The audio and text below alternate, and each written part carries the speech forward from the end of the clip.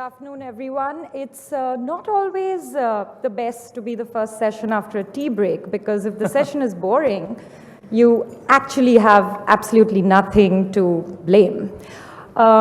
In the words of one of our panelists here today, fashion is not the land of the stupids. And just because we are invested in fashion, it doesn't mean that we care any less about the world. Over the last 2 days here, we've been having lots of conversations across verticals on how to shape a better future.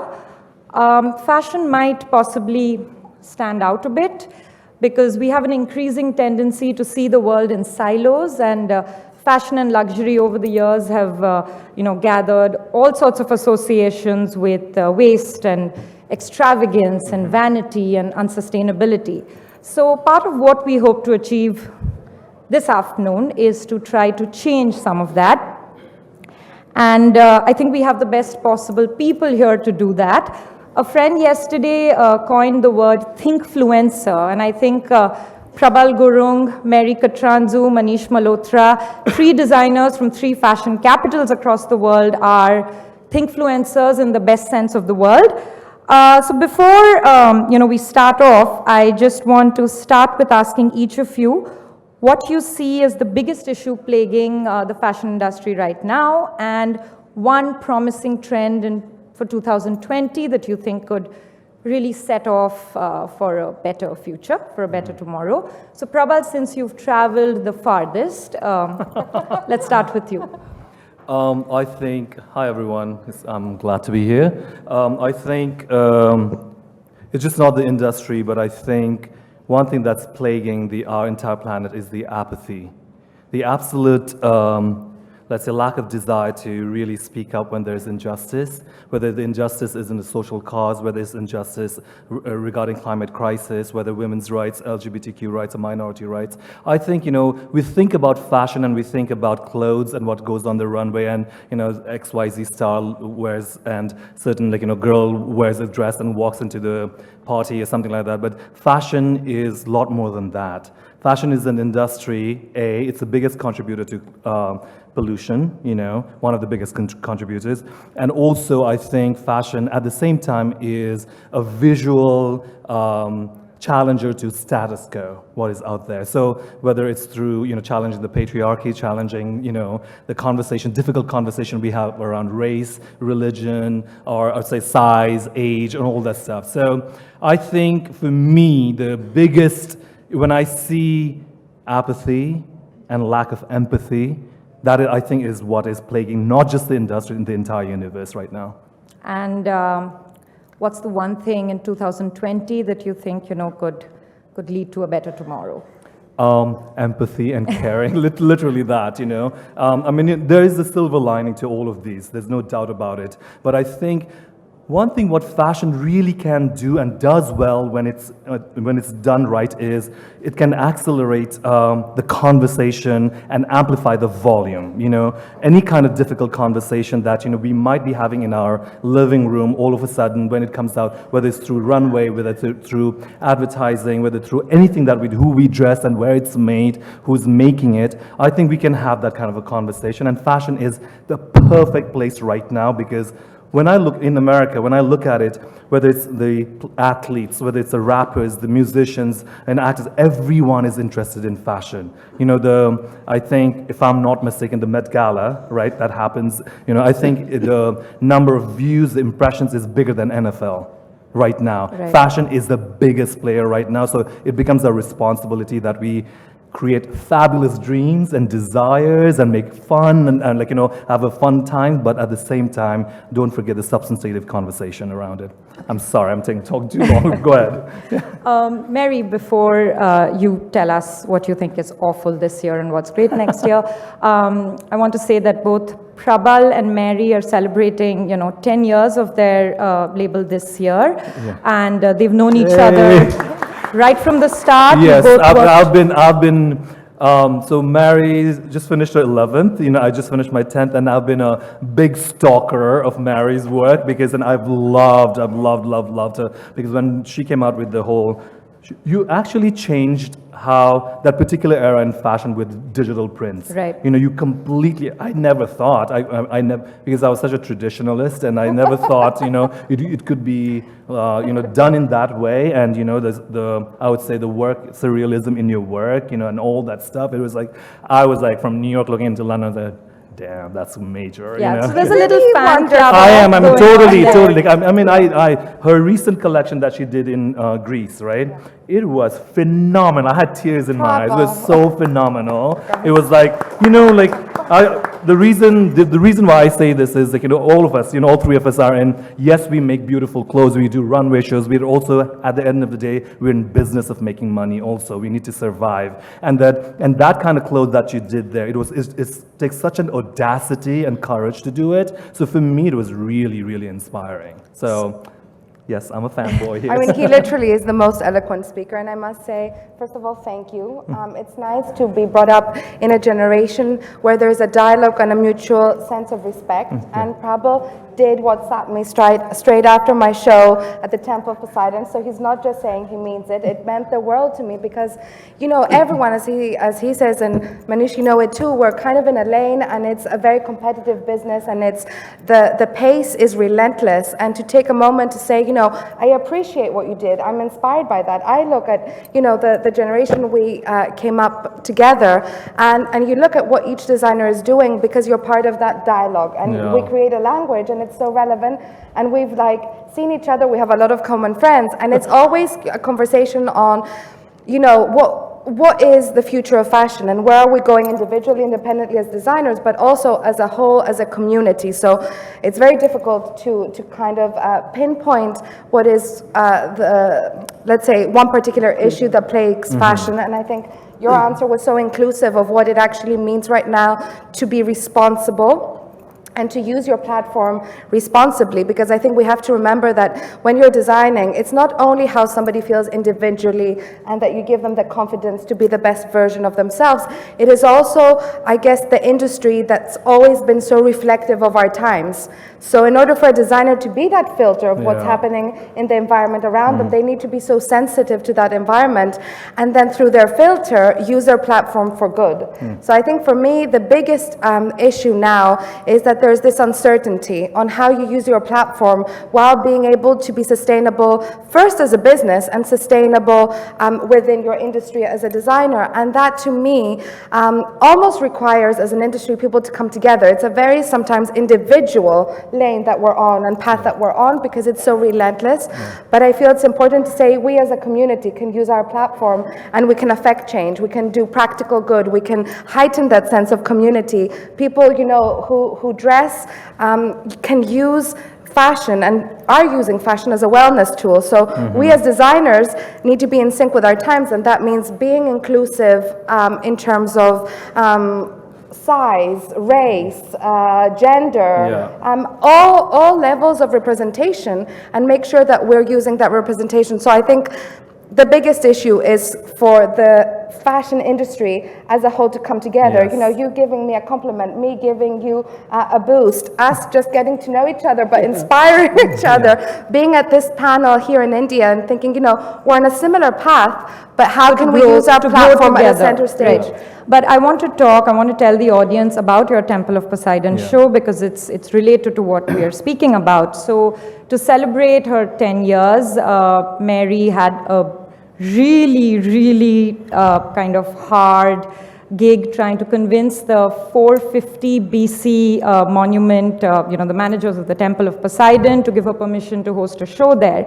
It's the first time ever that the monument has been let out for something like this. And the show was a charity show to raise money for a children's cancer charity in Greece, and that single show raised more money than the charity has raised in 30 years. So there is something to be said about using fashion.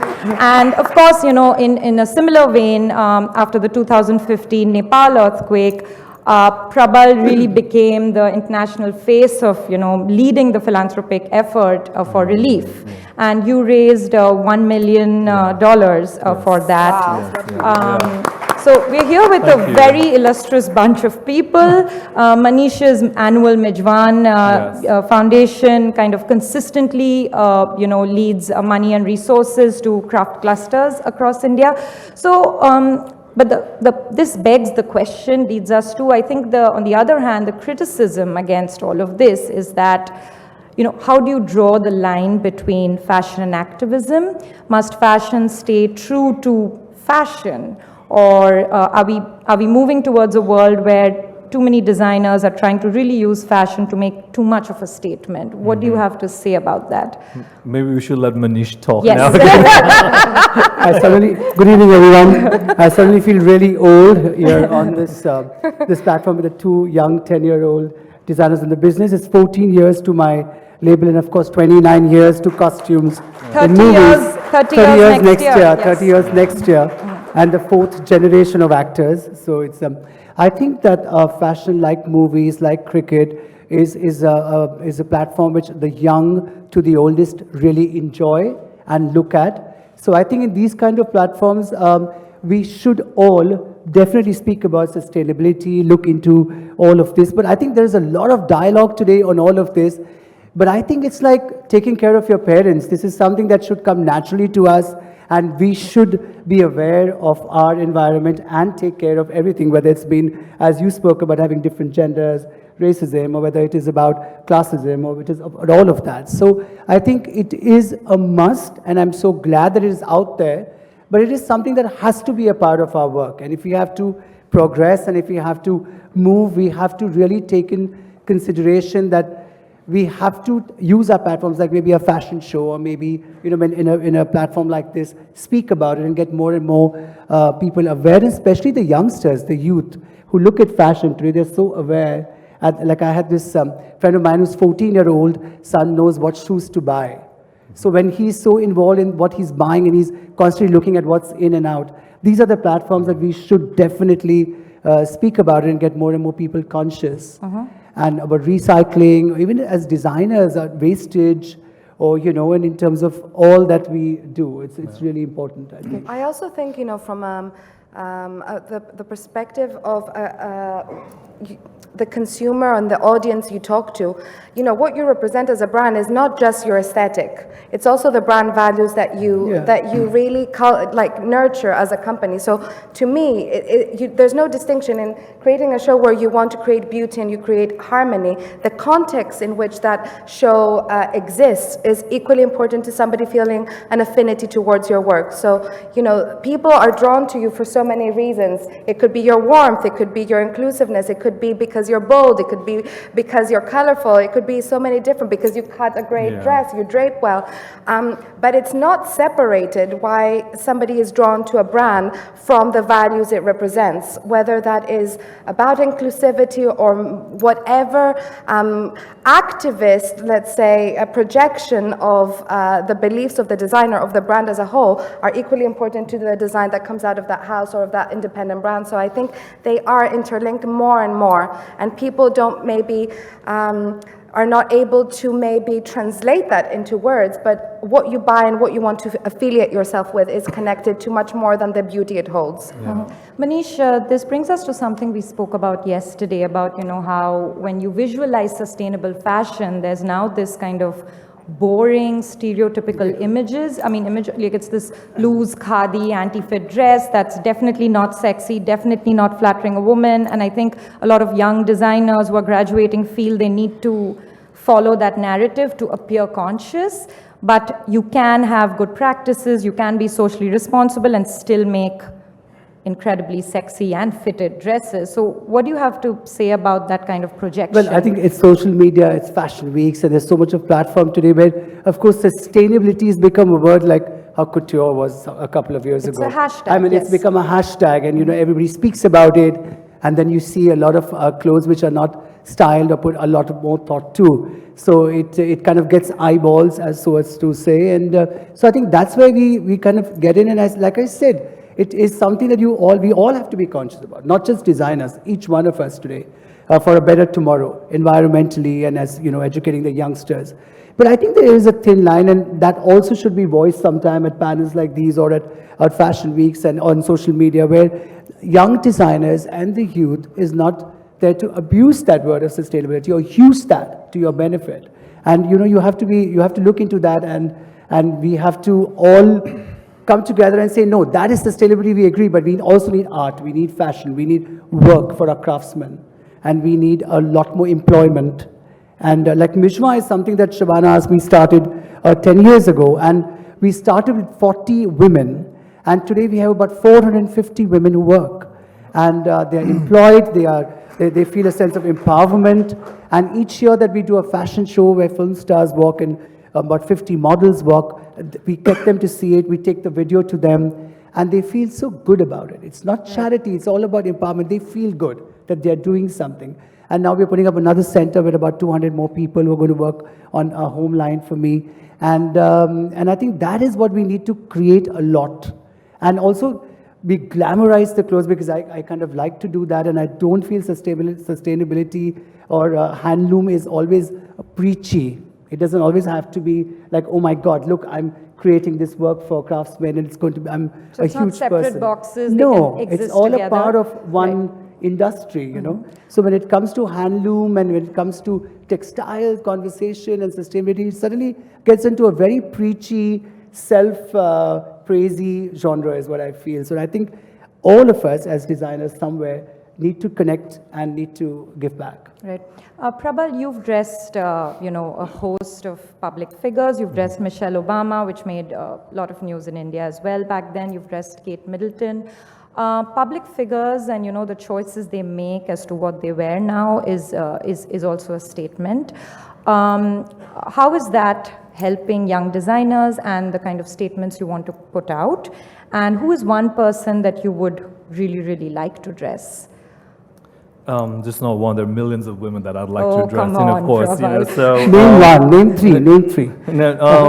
So like for me, when I started the brand in 2009, deep in recession, they had asked me what kind of women I was dressing. At that time, fashion was divided into two groups. It was, if you cared about, like if you were an intelligent woman, you didn't care about fashion. If you cared about fashion, you were not a smart girl. Right. That was the kind of the world. When I came in there, I wanted to kind of I was surrounded by women who loved creativity, they were leaders in their own fields, they loved to look good, and they were unapologetic about Your mother and Gloria Steinem is what you've said in past interviews. Yes. And just to kind of the bragging rights for me is the Gloria Steinem one, who's been my biggest hero. I mean, I've been such an fan of hers and admirer of her work, and then she ended up coming to my show, and that was the only show she's ever been to, and so to me that was like a validating thing. But going back to, I kept on saying it is a thinking man's sex symbol. That's what I said, which inherently meant that intelligence and style doesn't have to be mutually exclusive. It's not mutually exclusive, it is. So I wanted to celebrate I always say, as a man, my job and as a designer is to not dictate, but give options to women. Especially in this time right now, we're almost 2020, where the patriarchy is still a force in majority of the world. The things, the culture and the politics that's happening across the globe, I always believe that minorities and women need to be in a position of power on a decision-making table. They need to be more than 50% of it, and so I've always celebrated that. So when I have someone like, our former First Lady Michelle Obama, let's say Kate Middleton, Oprah Winfrey's of the world, when they wear it, what it really does to me is they convey this, the conversation and what I stand for, a celebration and unabashed femininity, because I truly, truly believe there's nothing more unnerving than a woman in a full feminine glory to the patriarchy. That is, to me, is the biggest thing. I think we should clap to that. This explains why you've been called the most feminist man in fashion and the most woke man in fashion. It's so funny, but I never set out. I wanted to make pretty clothes. I wanted to sell a dream, and I said, I wanted to create a luxury brand with a soul. And soul to me is an ability to see someone in front of you. Through your work, you validate their existence, their presence, and that they matter. So that to me was really important. And, I never set out to become a feminist or something like that, but it's part of it. I always look at it. I'm in business because of women.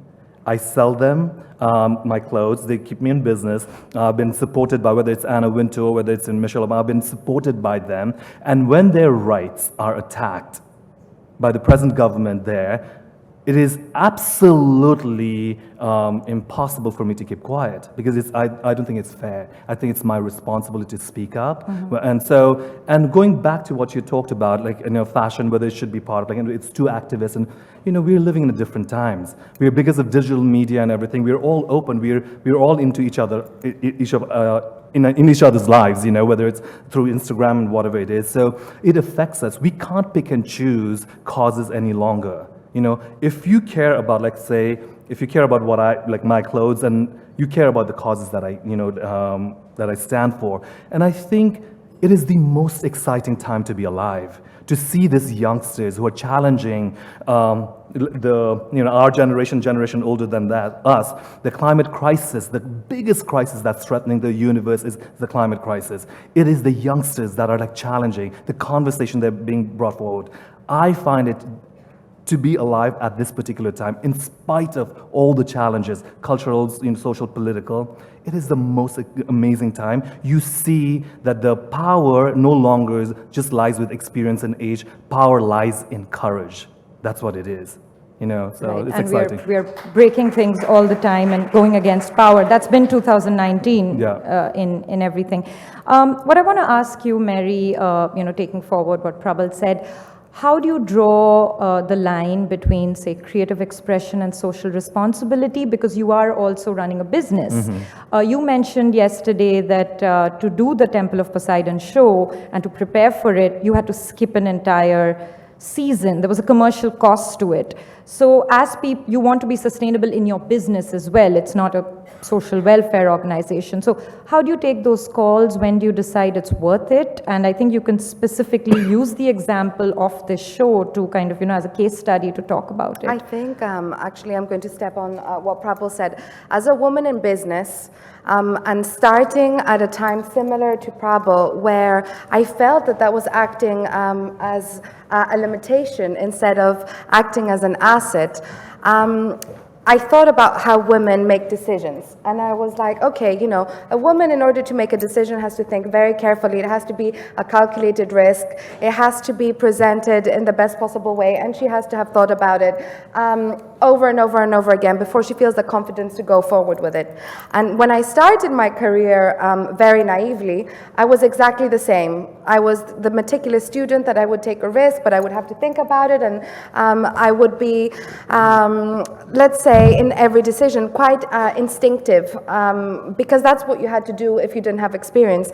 Now, I think, as a woman entrepreneur, you have to be bold in your choices, and working within the fashion industry, you have to be bold.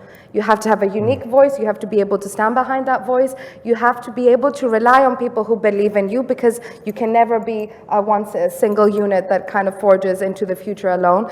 And when the opportunity came to do the show at the Temple of Poseidon, everyone around me told me it's not humanly possible to put it together in 2 months. And the more people saying no, the more it drove me to be able to make it be the most important use of a platform that we've been given up until now, because going back to your roots, I think emotionally pushes you in a very different way. So it was worth it for you because of what this would mean even for the future of your business? It was Absolutely, worth it for you and to I did skip a every season. single thing that I would have given 90%, I would give now 150%. It was also the first time that I visited Mumbai, because we do all our embroideries in India, and I was like, every time we do our embroideries here, and I never have the time to visit. I was like, this show is different. I want to meet every single partner, supplier, friend, collaborator that's part of this show, because this show, to me, was such a huge risk. I was risking so much, as you said, financially, that it had to make it, I had to make it be worthwhile. So actually I came here, we did most of our embroideries with a company called Amir, who heard about it, saw how passionate and driven I was, and came on board as a partner, supporting us, to the point that Rizvi at some point called me, and he was like, Mary, the only way to finish this collection is start suspending people from the ceiling, because it's literally impossible. So what I'm saying is when you're being bold and you take a decision that goes kind of against the grain, and you do so with so many people behind you, you have a different heightened sense of responsibility against your country, against the Ministry of Culture and the Archaeological Committee who gave us a landmark location, against the charity because we were raising money for those children, against your team that really gave it their all. And it makes you see how inspiring a show could be, because we do the same thing over and over again. And there comes a time that you need something that will inspire you to do more, to give more of your heart, give more of your soul, and put everything in it. So to me, I've never seen so many people. I counted, and we had 90 different partners in order for this show to happen across 15 countries. So that's what it takes. And I couldn't have felt more rewarded and fulfilled after that we did something with our platform. And you could see that everyone who attended that show, from the press to friends, felt the same way, because everyone wants to feel that they're part of an industry that can do good. And fashion certainly can. It's a reflection of everything that's happening around. You just need to use that stage and use, people who are writers, who have those words, and words do matter, to communicate that to the world. And I think we're all doing that in a sense, by traveling and communicating a different message, we're becoming that communication. So I think that's what's different now, that you find your voice. Right. Prabal, how important is it for you to represent your culture and your background overtly in your designs? I mean, your work is very international. I do know your mother had told you around the time of the earthquake that, remember, you're representing Nepal. Is that a burden that you carry on your shoulders, or do you think just being the best designer you can be is more important than trying to shove in some Nepali embroidery somewhere? No, I think, first of all, I'm in the craft of business of making beautiful clothes, trying to make the beautiful best possible way. So yes, you have to be the best designer possible. That's your first goal always. Regarding, taking, I don't look at it as a burden. I look at it as a privilege that I have to represent a country, and not just Nepal. Like, my majority of my growing up happened in India, in Delhi and Bombay, Mumbai. Sorry, and so for me, that is my identity. That is the very reason that I am just not another designer there, but I'm a designer from this part of the world, from Nepal, and who lived in India, and have that conversation. It is the same thing that because of my roots and things that I get made, my cashmeres are made in Nepal, embroidery is done in India. All of that stuff has allowed me to kind of have an identity. So the last collection that I did, there was an incident where I was talking about defining new America, the Americana, because for the longest period of time, Americana has been dictated by the greats, with due respect to them, Ralph Lauren, Donna Karan, Calvin Klein. And when I look at America, it doesn't look just that. It is truly a melting pot. It looks like this room here. It looks like all of us together, and that's what my dining table looks like. And so I was having this, conversation with an investor, potential investor. Eventually, it became a potential investor. Are they in the room here? I think. Well, I spot him. I'm just kidding. So basically, we had this conversation, and I talked about the new Americana. I wanted to define it. And then one of the investors said to me, "Well, you don't look American, so how are you going to define it?" So, and I knew what the subtext of that statement was very clear to me, and I mentioned, you basically are saying I don't look white, and then it was the most uncomfortable silence for him, not for me, because I started a dialogue. That led me to do this collection about Americana. So how I did that was took the iconographic of the Americana, what American sports wear, and turned it into a fashion. So the fashion show in itself had its own legitimacy. It was beautiful clothes. It was like all this stuff, craftsmanship and everything. But that's what I think all three of us, that's what we are. And all designers, all creative people, we are storytellers. So we entice people we create stuff, we tell stories, so all of you come to our world, and we have deeper conversation about fashion and about things that we care about. At the end of the day, we are also humans. We are affected by social causes and things that's happening around us. So I think, for me, it becomes, I would say, what the identity, fashion, and everything becomes intertwined, So that's pretty much it. I don't know. Manish, as you get into your 30th year next year, you've actually thrown a lot of balls in the air over the last few years, getting into jewelry and beauty and home. And you did say that next year is when you have to kind of consolidate all of that. You're also working on possibly the most ambitious film project of your career so far. That's also happening next year. So it's a lot of it. So, in the words of Spider-Man, with, increased responsibility. So as a fashion designer, sphere of influence is increasing. You're no longer just somebody who's making clothes. You're getting into, someone's makeup pouch and home, and you're everywhere. Do you think that with that comes greater responsibility? Well, absolutely, because for 30 years it's been, so when I'm doing this film called Takht, which is a film which Karan Johar is making on a Mughal period, it requires tons of research, embroidery, and it kind of opens a complete new path for me, which probably I didn't look into. For, like I'm from Ahmedabad to Gujarat Ahmedabad to Hyderabad to Delhi, Agra, traveling, looking for clothes, looking for embroidery influences.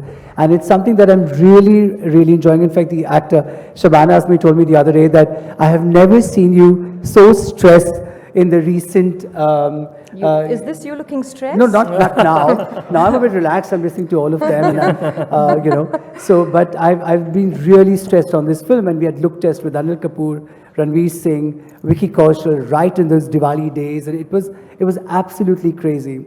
But it's challenging, and I think that at the 30th year of your career, if you have a film that challenges you so much with such a huge star cast, and the belief that every actor and the producer and the director have in me, which is even a bigger sword on my head, is very challenging, and it takes a lot of time, and it stresses you out. I mean, I do get stressed before every show of mine, and I think it's also going to somewhere push me in my mainstream work to experiment, to look at things that I didn't till date, And I think that how many clothes are people going to buy? I mean, while we speak about sustainability and we say, look at your ghar cholas, look at your bandanis, look at those, those beautiful saris that your mother or your grandmother have, and please, wear them again and, get that culture back and don't just leave them or dump them. And we speak, that's also part of sustainability where you say, use your outfits that you have, and you have such lovely heirlooms that probably your grandmother had or your aunt had,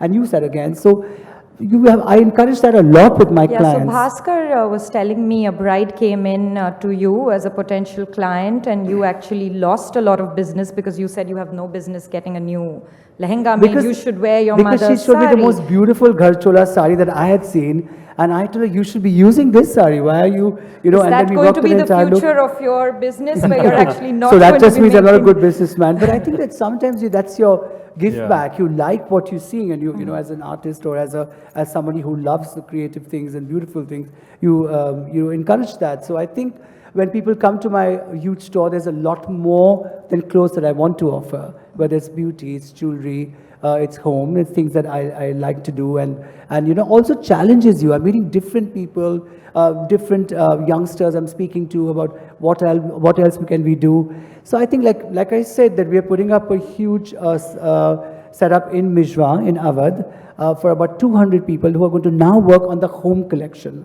Right. So while we have 450 women working for our Mijwa collection, which is chicken curry, for the clothes, there are going to be 200 more people employed for home. So it kind of, you employ more people, you're challenged a lot more. I think that's a natural process, and at least it's a process I'm really enjoying, and I love to work. I hate Sundays.